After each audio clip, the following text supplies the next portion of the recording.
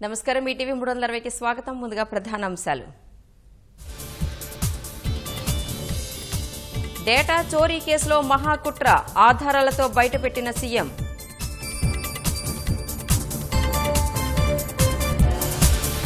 ఈసీకిచ్చిన ఫిర్యాదులోనే కుట్ర ప్రణాళిక, అడ్డంగా దొరికిపోయిన వైకాపా నేతలు.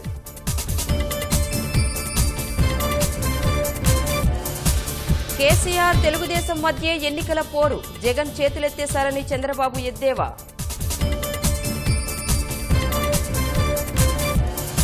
తెలుగుదేశంలో చేరిన గౌరు దంపతులు, వైకాపాకు ప్రతిపక్ష పాత్ర కూడా దక్కదన్న సీఎం.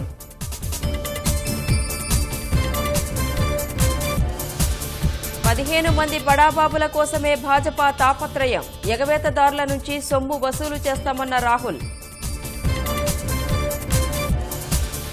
కేంద్రం సరికొత్త విధానాల్లో పనిచేస్తోందన్న మోదీ, తనను తిట్టేందుకు అవినీతి పరులు పోటీ పడుతున్నారని ఎద్దేవా.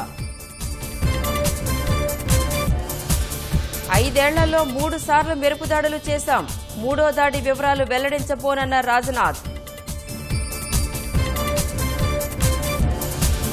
పాక్ గడ్డ నుంచి ఉగ్రవాద కార్యకలాపాలు జరగనీయం, అంతర్జాతీయ ఒత్తిళ్ల నేపథ్యంలో ఇమ్రాన్ ప్రకటన.